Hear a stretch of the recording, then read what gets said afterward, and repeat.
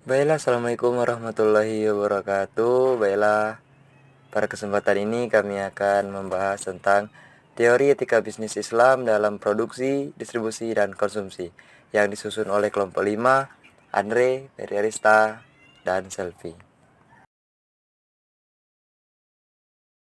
Baiklah, langsung saja ke materi yang pertama, yaitu etika Islam dalam bidang produksi. Produksi merupakan suatu rangkaian kegiatan yang secara langsung maupun tidak langsung akan mempertinggi nilai guna suatu barang untuk memenuhi kebutuhan manusia. Kemudian menurut pandangan Islam, produksi adalah sebagai usaha manusia untuk memperbaiki kondisi fisik material dan moralitas sebagai sarana untuk mencapai tujuan hidup sesuai syariat Islam, kebahagiaan dunia dan akhirat. Kemudian menurut para ahli ekonomi, Islam menekankan pentingnya motif altruisme dan penekanan akan maslahah dalam kegiatan produksi. Perusahaan tidak hanya mementingkan keuntungan pribadi, namun juga memberikan kemaslahatan bagi masyarakat dengan tidak mengabaikan lingkungan sosial.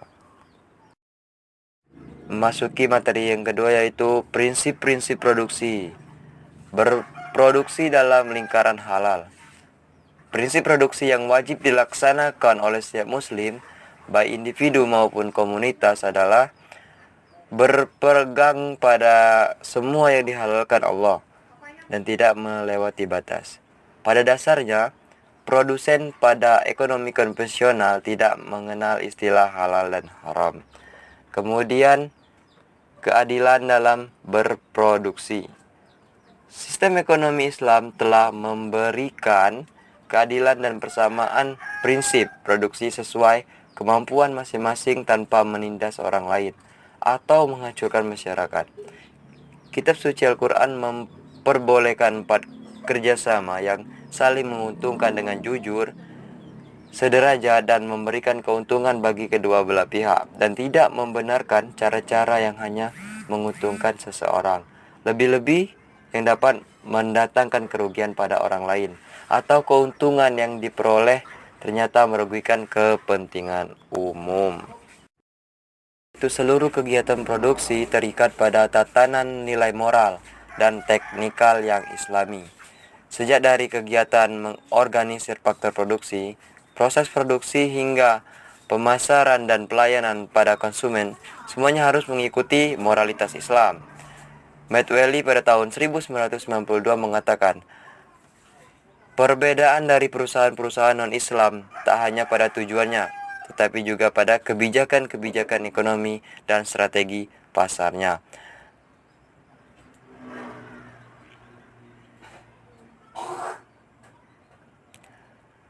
Kemudian produksi barang dan jasa yang dapat merusak moralitas dan menjauhkan manusia dari nilai-nilai religius tidak akan diperbolehkan.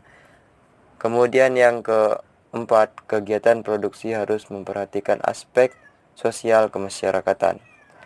Kegiatan produksi harus menjaga nilai-nilai keseimbangan dan harmoni dengan lingkungan sosial dan lingkungan hidup dalam masyarakat dalam skala yang lebih luas.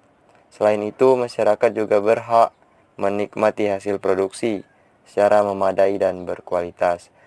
Kemudian yang kelima, permasalahan ekonomi muncul bukan saja karena kelangkaan tetapi lebih kompleks. Masalah ekonomi muncul bukan karena adanya kelangkaan sumber daya ekonomi untuk pemenuhan kebutuhan manusia saja, tetapi juga disebabkan oleh kemalasan dan pengabaian optimalisasi segala anugerah Allah, baik dalam bentuk sumber daya alam maupun manusia. Kita masuki materi yang ketiga, etika bisnis dalam bidang distribusi. Distribusi adalah kegiatan memasarkan atau menjadi perantara antara produsen ke konsumen. Pada sisi lain, distribusi dimaknai sebagai suatu kegiatan penyaluran harta atau jasa yang dimiliki kepada orang lain, baik individu maupun organisasi. Kemudian menurut Soekartawi, distribusi adalah aktivitas menyalurkan atau mengirimkan barang atau jasa supaya sampai hingga konsumen terakhir. Kemudian menurut As-Sauri. Distribusi adalah kegiatan memindahkan produk dari sumber konsumen akhir dengan saluran distribusi pada waktu yang tepat. Kemudian menurut Basu Swasta, distribusi ialah saluran pemasaran yang dipakai oleh pembuat produk untuk mengirimkan produknya ke industri. Beberapa etika yang dianjurkan dalam bidang distribusi. Yang pertama yaitu selalu menghiasi amal dengan niat ibadah dan ikhlas. Kemudian kedua, memberikan informasi tentang barang secara jujur dan transparan, apa adanya, tidak menggoda dan menjerumuskan pembeli. Tiga, tidak mendistribusikan barang-barang yang membahayakan dan diharamkan. Kemudian yang keempat, melakukan metode distribusi yang bersifat jujur, memegang amanah dan berdakwah. Kemudian yang kelima, tidak melakukan kegiatan yang memakan harta secara batil. Kemudian yang keenam, tidak melakukan tindakan yang berbau riba dan kezaliman lainnya. Tidak mengurangi ukuran, standar, kualitas, timbangan secara curang. Harus tetap menjaga sikap adil dalam segala bentuk. Kemudian menjelaskan spesifikasi kegunaan barang secara jujur, terus, terang, dan transparan. Kemudian yang terakhir, membebaskan konsumen memilih sesuai keinginannya, tidak melakukan paksaan, dan memberikan kesempatan kepada konsumen untuk mengembalikan barangnya jika salah beli, tidak sesuai, dan tidak memuaskannya sesuai yang dijelaskan. D. Tujuan distribusi dalam Islam. Secara umum dapat kami katakan bahwa sistem distribusi ekonomi dalam ekonomi Islam mempunyai andil bersama sistem dan politik syariah lainnya dalam merealisasikan beberapa tujuan umum syariat Islam, di mana tujuan distribusi dalam ekonomi Islam ini dikelompokkan kepada tujuan dakwah, pendidikan, sosial, dan ekonomi. Hal-hal yang penting dalam tujuan tersebut adalah yang pertama, tujuan dakwah. Yang dimaksud dakwah di sini adalah dakwah kepada Islam dan menyatukan hati kepadanya. Di antaranya, contoh yang paling jelas adalah bagian mualaf di dalam zakat, di mana mualaf itu ada kalanya orang kafir yang diharapkan keislamannya atau dicegah keburukannya, atau orang Islam yang diharapkan kuat Islamnya. Sebagaimana sistem distribusi dalam Gomania dan Fa'i juga memiliki tujuan dakwah yang jelas. Beda tujuan yang kedua yaitu tujuan pendidikan. Di antara tujuan pendidikan dalam distribusi adalah seperti yang disebutkan dalam firman Allah, Quran Surat At-Taubah ayat 103 yang artinya, ambillah zakat dari sebagian harta mereka, dengan zakat itu kamu membersihkannya. Maksudnya zakat itu membersihkan mereka dari kekikiran dan cinta yang berlebih-lebihan kepada harta benda. Kemudian yang ketiga, tujuan sosial. Yang pertama yaitu memenuhi kebutuhan sekelompok yang membutuhkan dan menghidupkan prinsip solidaritas di dalam masyarakat muslim. Kemudian yang kedua, menguatkan ikatan cinta dan kasih sayang antara individu dan kelompok di dalam masyarakat. Kemudian yang ketiga, mengikis sebab-sebab kebencian dalam masyarakat, di mana akan berdampak pada terrealisasinya keamanan dan ketentraman masyarakat. Sebagai contoh, bahwa distribusi yang tidak adil dalam pemasukan dan kekayaan akan berdampak adanya kelompok yang daerah miskin dan bertambahnya tingkat kriminalitas yang berdampak pada ketidaktentraman. Kemudian keempat, keadilan dan distribusi mencakup A. Pendistribusian sumber-sumber kekayaan. B. Pendistribusian pemasukan di antara unsur-unsur produksi. C. Pendistribusian di antara kelompok masyarakat yang ada.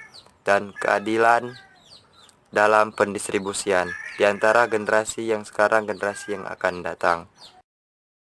Selanjutnya yaitu tujuan ekonomi. Tujuan ekonomi yang pertama yaitu pengembangan harta dan pembersihannya. Karena memiliki harta, ketika menginfakkan sebagian hartanya kepada orang lain, baik infak wajib maupun sunnah, maka demikian itu akan mendorongnya untuk menginvestasikan hartanya sehingga tidak akan habis karena zakat. Kemudian yang kedua, memperdayakan sumber daya manusia yang menganggur dengan terpenuhi kebutuhannya tentang harta dan persiapan yang lazim di sisi lain. Bahkan sistem distribusi dalam ekonomi Islam dapat menghilang faktor-faktor yang menghambat seorang dari andil dalam kegiatan ekonomi. Kemudian yang ketiga, andil dalam merealisasikan kesejahteraan ekonomi, di mana tingkat kesejahteraan ekonomi berkaitan dengan tingkat konsumsi. Sedangkan tingkat konsumsi tidak hanya berkaitan dengan bentuk pemasukan saja, namun juga berkaitan dengan cara pendistribusiannya di antara individu masyarakat. Kemudian etika Islam dalam bidang konsumsi. Konsumsi adalah pekerjaan atau kegiatan yang memakai atau menggunakan suatu barang atau jasa yang diproduksi atau dibuat oleh produsen. Konsumsi merupakan bagian aktivitas ekonomi selain produksi dan distribusi. Konsumsi akan terjadi jika manusia memiliki uang atau harta. Konsumsi juga dapat diartikan suatu bentuk perilaku ekonomi yang asasi dalam kehidupan manusia. Konsumsi pada hakikatnya adalah mengeluarkan sesuatu dalam rangka memenuhi kebutuhan. Konsumsi mencakup keperluan, kesenangan, kemewahan. Konsumsi merupakan salah satu kegiatan pokok dalam Islam. Mahmud 2011 halaman 119. Kemudian etika konsumsi Islam yang harus diperhatikan, yaitu beberapa hal. Yang pertama, jenis barang yang dikonsumsi adalah barang yang baik dan halal atau halal dan thayyiban, yaitu zat. Artinya secara materi barang tersebut telah disebutkan dalam hukum syariah. Kemudian proses, artinya dalam prosesnya sudah memenuhi kaidah syariah. Cara mendapatkannya tidak dilarang, misal riba dalam surat Al-Imran ayat 130, merampas dalam surat An-Nisa ayat 6, menipu, mengurangi timbangan dan lain-lain. Kemudian memanfaatkan dan kegunaan barang yang dikonsumsi, artinya lebih memberikan manfaat dan jauh dari merugikan baik diri sendiri maupun orang lain. Kemudian kuantitas barang yang dikonsumsi tidak berlebihan dan tidak terlalu sedikit atau kikir atau bakhil, tapi pertengahan dalam Al-Faruq ayat 67. Serta mendapatkan kekayaan berlebih harus mau berbagi melalui zakat, infak, sedekah maupun wakaf, dan ketika kekurangan harus sabar dan merasa cukup dengan apa yang dimilikinya. Bela kemudian yang terakhir yaitu kaidah atau prinsip dasar konsumsi Islam. Adapun prinsip dasarnya yaitu yang pertama prinsip syariah, yaitu menyangkut dasar syariat yang harus terpenuhi dalam melakukan konsumsi, di mana terdiri dari prinsip kaidah, prinsip ilmu, dan prinsip amaliyah. Kemudian prinsip kuantitas, yaitu sesuai dengan batas-batas kuantitas yang telah dijelaskan dalam syariat Islam. Di antaranya sederhana, sesuatu yang antara pemasukan dan pengeluaran, dan menabung dan investasi. Kemudian prinsip prioritas, di mana memperhatikan urutan kegiatan yang harus diprioritaskan yang tidak terjadi kemudaratan. Kemudian prinsip sosial, yaitu memperhatikan lingkungan sosial sekitarnya sehingga tercipta harmonisasi hidup dalam masyarakat. Kemudian kaidah lingkungan, yaitu dengan mengkonsumsi harus sesuai dengan kondisi potensi, daya dukung sumber daya alam, dan keberlanjutannya agar tidak merusak lingkungan. Kemudian tidak meniru perbuatan konsumsi yang tidak mencerminkan etika konsumsi, seperti suka menjamu dengan tujuan bersenang-senang atau memamerkan kemewahan dan menghambur-hamburkan harta.